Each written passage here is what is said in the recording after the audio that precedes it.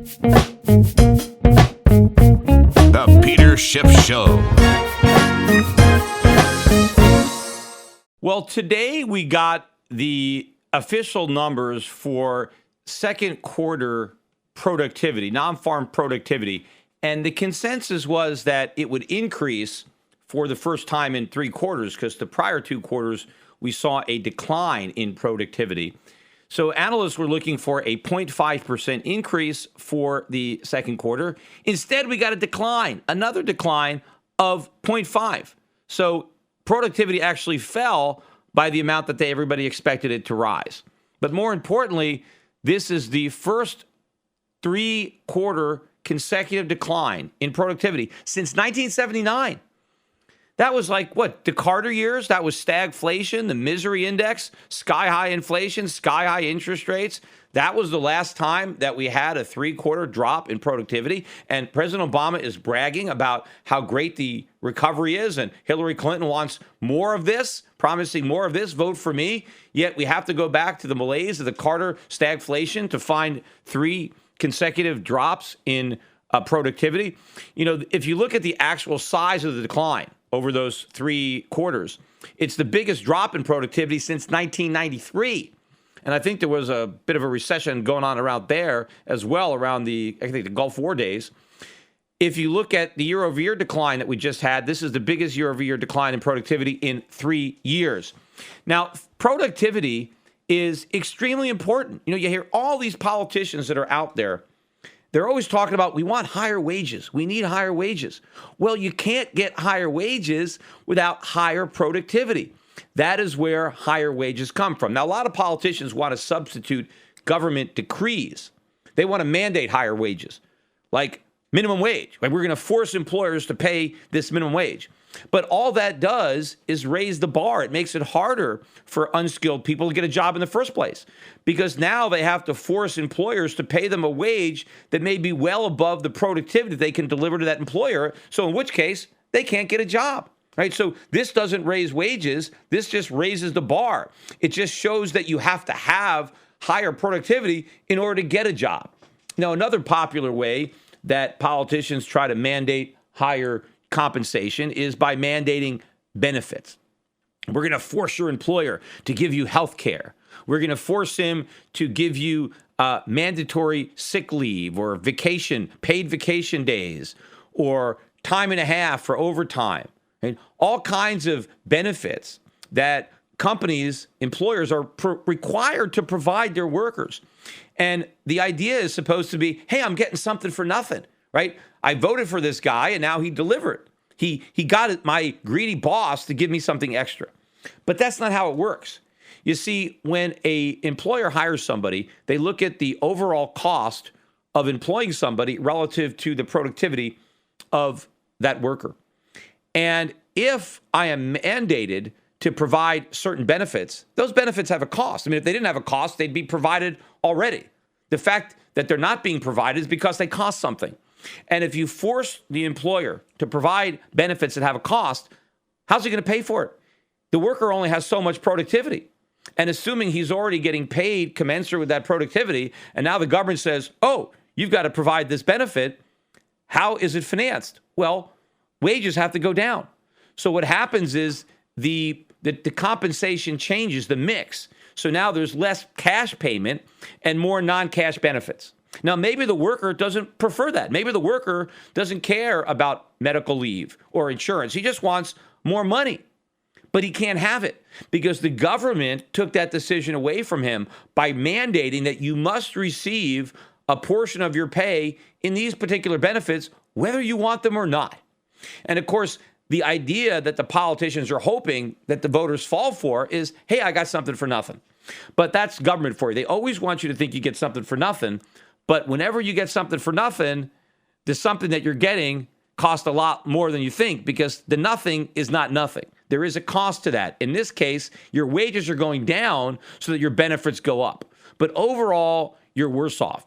Everybody would be better off if the government just stayed out and let each worker negotiate independently with his employer for a compensation package that is most valuable to that worker. Those who want more time off or more flexible schedules or paid vacations or paid sick leave or maternity leave, they can have that if they want it and take less cash.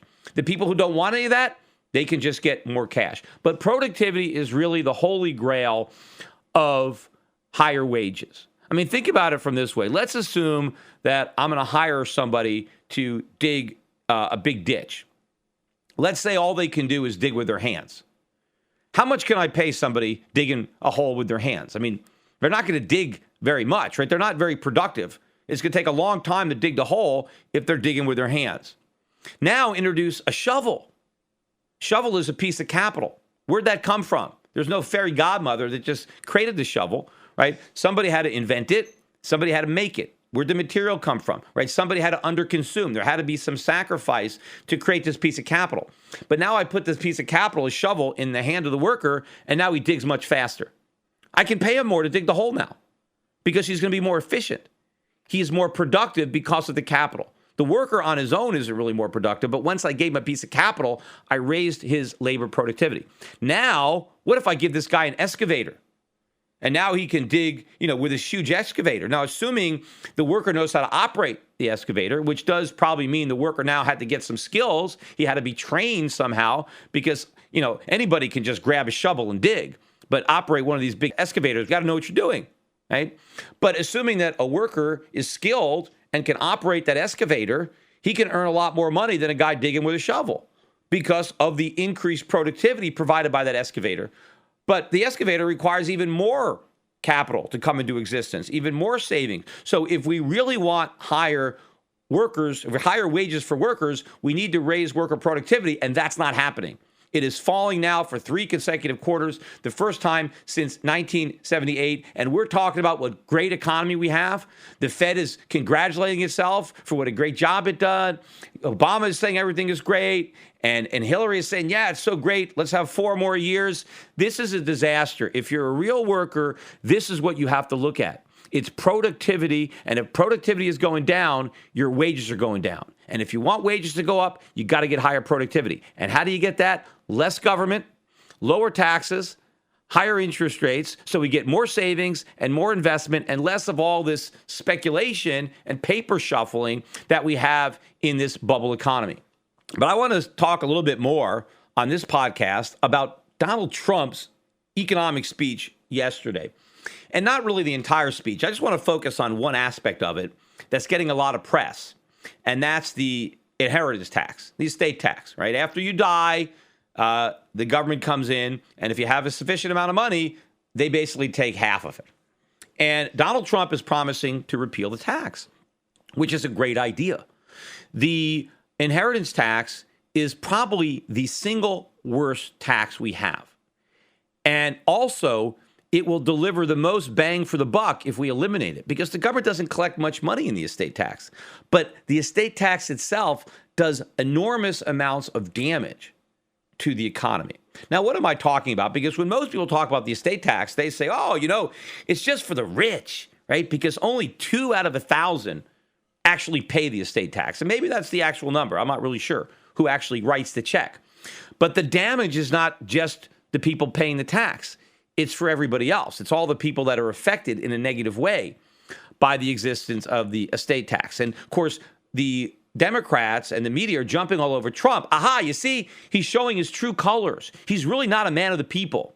He's really not for the worker. He's for the super rich, because those are the ones that are going to benefit from the reduction in the estate tax. Those 2 people out of 1,000. In fact, Donald Trump himself, well, he's got a $10 billion net worth. So he's going to save $5 billion. Haha, that's it. That's why he's running. That's the real reason. He wants to become president so he can eliminate the estate tax so that when he dies, his kids have $5 billion extra, right? That's what they're trying to say. This has got nothing to do with it. Yes, it is a negative for the people who actually pay the tax. But, the estate tax itself, the origins of the tax, the reason it's so popular is because it appeals to the lowest common denominator of envy, of greed. The idea is that why should some people get to inherit all this money? I mean, after all, they didn't work for it. They just happen to be in the lucky sperm club, right? They were born to wealthy parents, and They got lucky. They hit the lottery, and it's not fair. And so let's equalize it. Let's take away some of that money and give it to the other people who weren't as lucky. Well, Jack Kennedy, a very famous Democrat, once said, life isn't fair. And he was right. And of course, he was one of the biggest beneficiaries of the fact that it wasn't fair because he was a member of the Lucky Sperm Club, being born to a wealthy, a descendant of a wealthy bootlegger. But he became very wealthy, but that was true. Life isn't fair. Deal with it. And when it comes to the estate tax, it's not about the guy who's lucky enough to inherit it. It's got nothing to do with him. It's about the person who earned the money and his right to determine who gets it after he dies. That's a fundamental property right. If I own property and it's my property, it doesn't belong to the government, it doesn't belong to the king, I can give the property to whoever I want.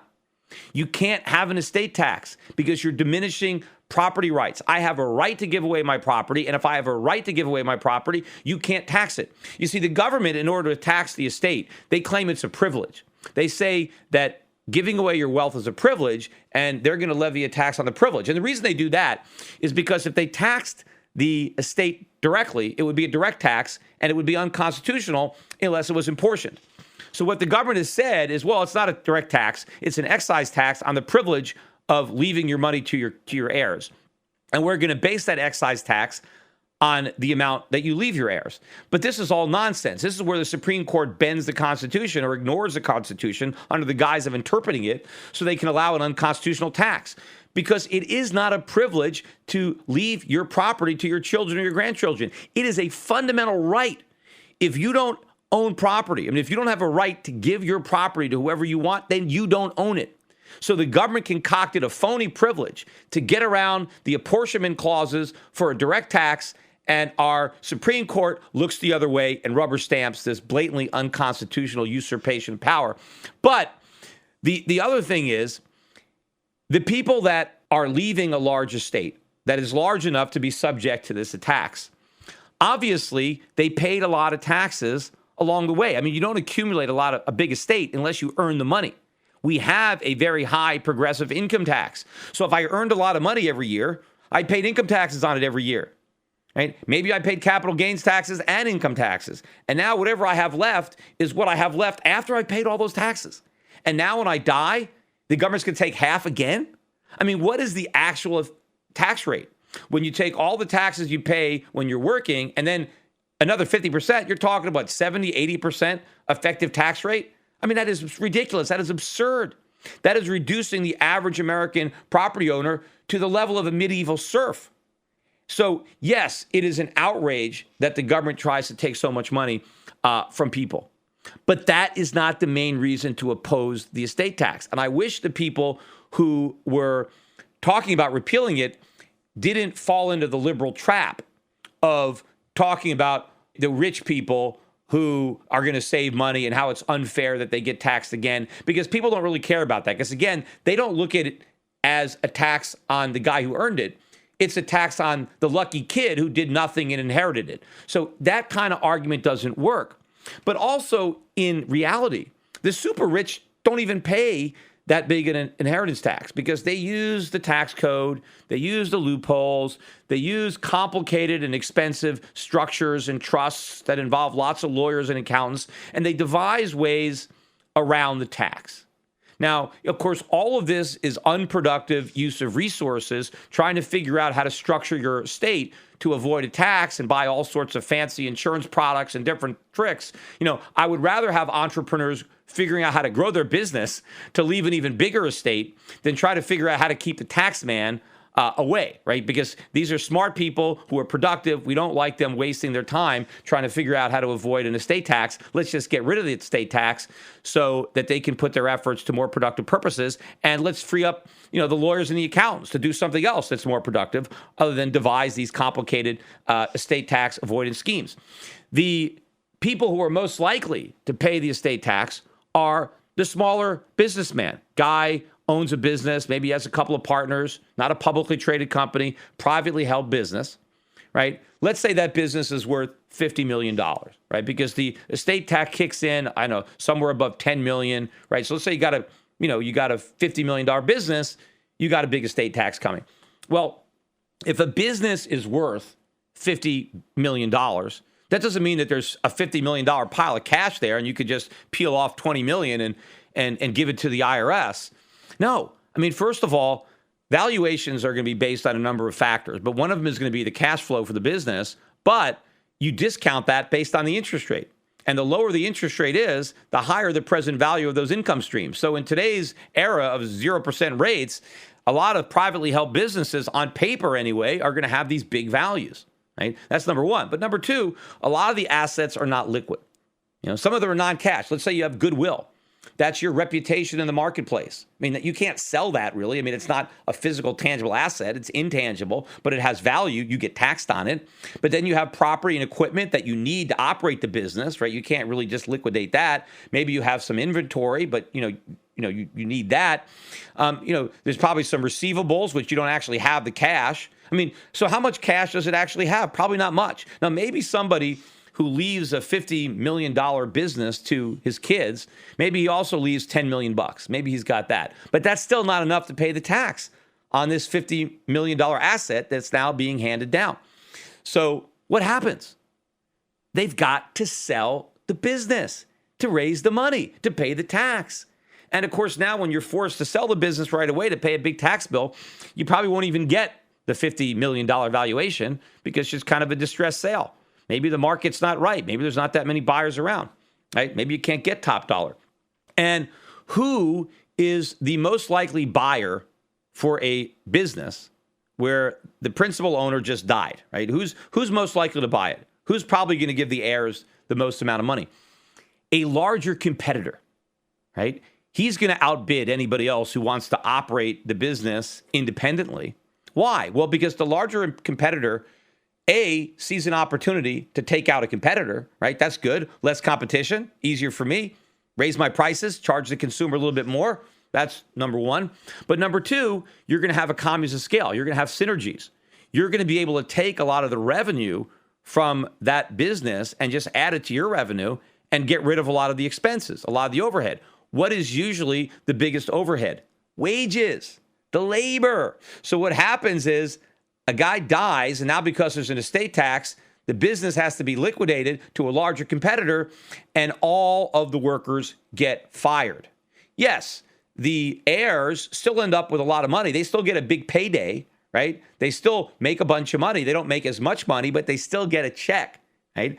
But their employees, the workers, they get a pink slip instead of a check. That is the angle that Donald Trump and other Republicans need to take. That is the destructive nature of the estate tax. It destroys businesses, it destroys jobs, and it destroys competition, so it hurts the consumer.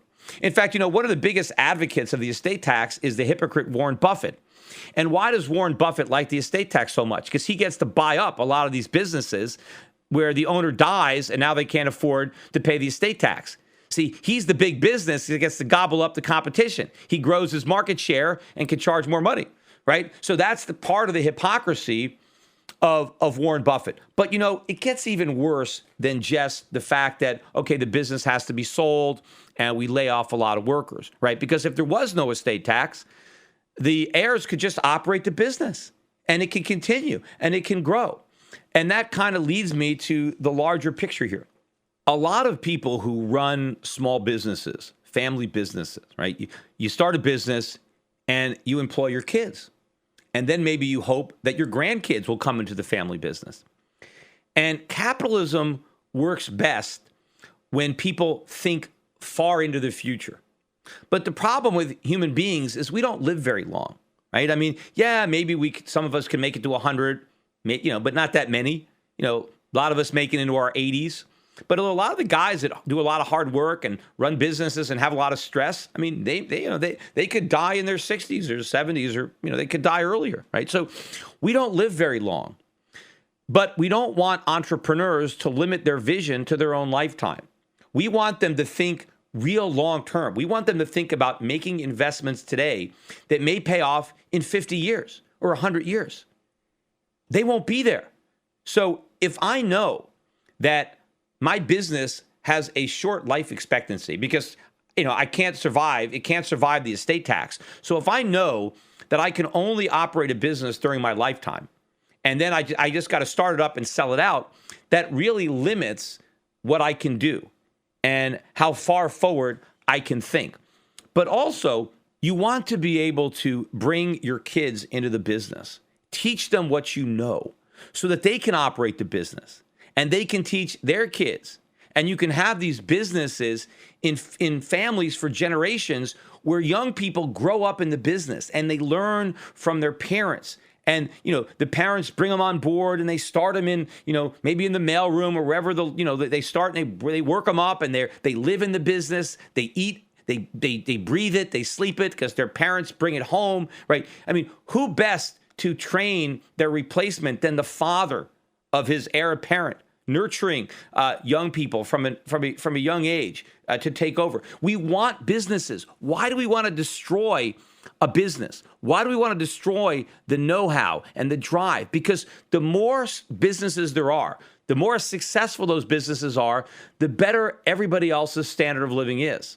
We want people to think long-term. We want people to think and invest beyond their years, beyond their own lifetimes. We want them training people, training their kids and their grandkids, and making investments that are not going to pay off during their lifetimes, but they know they're going to pay off during their grandchildren's lifetimes, and they care. People care about their prodigy. They care about their grandchildren and their future, and people will do things. They will sacrifice for themselves, knowing that it's going to benefit their grandchildren, even if they are not alive to see the benefit.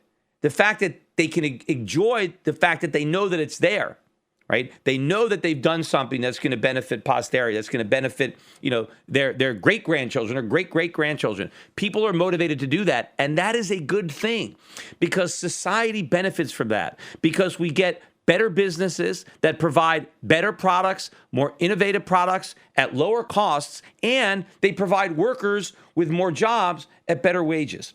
But all of this is sacrificed on the altar of envy. Oh no, it's not fair that somebody inherits some money. So we got to stop this. We've got to kill the goose that lays the golden eggs. Why would you do that? Again, it's the lowest denominator politics because the average guy doesn't know. He doesn't understand economics. He doesn't listen to the Peter Schiff podcast. All he knows is Paris Hilton's going to inherit all this money, and, that's not fair. And it's not fair. And of course, the thing is, not all wealthy people are Paris Hiltons, right? They don't all just go out and spend their money. There are people who take what they inherit and they grow it. See, if you really want to get the members of the Lucky Sperm Club, don't have an estate tax. Just have a high sales tax, right? Tax the rich when they buy a yacht, when they buy a mansion, right? When they spend their money, when they buy furs and diamonds and all the other stuff that Paris Hilton does, tax that, right? Don't tax the income, because if somebody inherits money and doesn't just become a philandering, playgirl, playboy, whatever they're going to be, if they actually take their inheritance and invest it in growing the business, why on earth would you want to tax that? Because that's just the seed corn. When people don't spend their wealth, when they use it to grow a business, they are benefactors. They are benefiting society. It's when they spend their wealth on themselves that now they're doing something selfish. And of course, I'm not begrudging anybody who earned a bunch of money to enjoy it. People should enjoy it. And obviously, if somebody inherits money and they didn't work at all and they just spend it, that's their privilege. They didn't do anything. But you know what? It's not the child who is going out and blowing an inheritance. You can't look at it as, well, it's not fair to the child. It's fair to the parent because he decided who gets that money.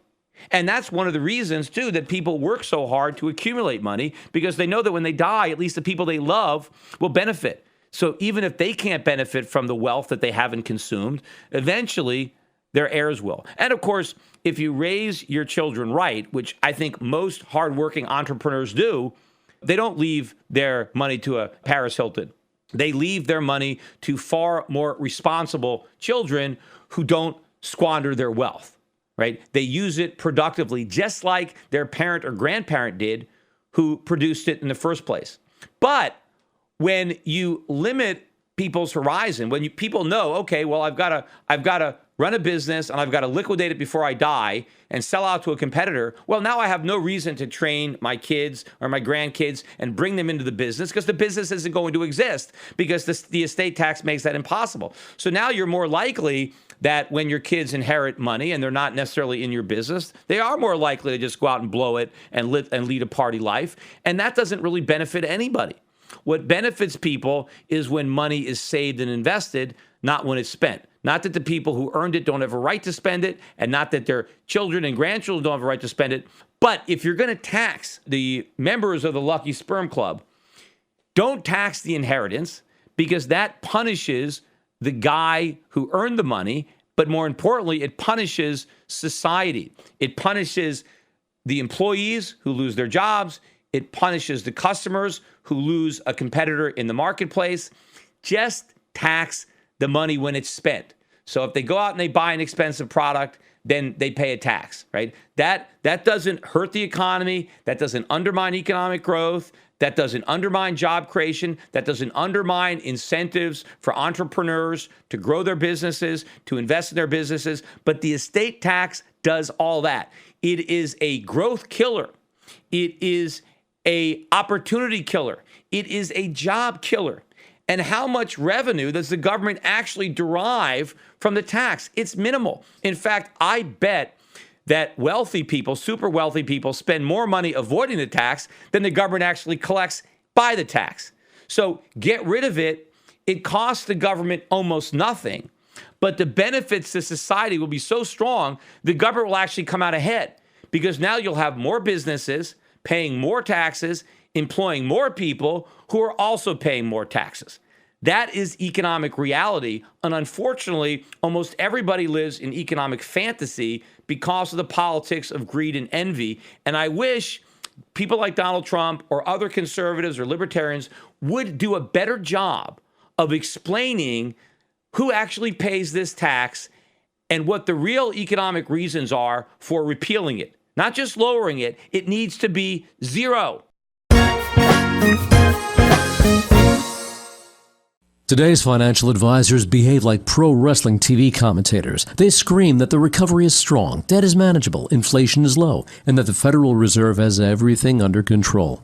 They may be oblivious, but the danger is real. Looking beyond the media hype can open a world of broader investing ideas. Euro Pacific Capital is a registered investment advisor that offers stock-focused wealth management services that closely follow the strategy of our founder and CEO, Peter Schiff. We concentrate on those countries that are more closely in tune with Peter's vision of how capitalism is supposed to work. And these investments are not hard to find, provided you know where to look. Isn't it time you change the channel and let Euro Pacific put a little reality back into your portfolio? If you live in the United States and have $25,000 or more to invest, call 800-727-7922. That's 800-727-7922. Non-U.S. residents access similar strategies through Euro Pacific Bank at europacbank.com. Euro Pacific Capital and Euro Pacific Bank are affiliated companies.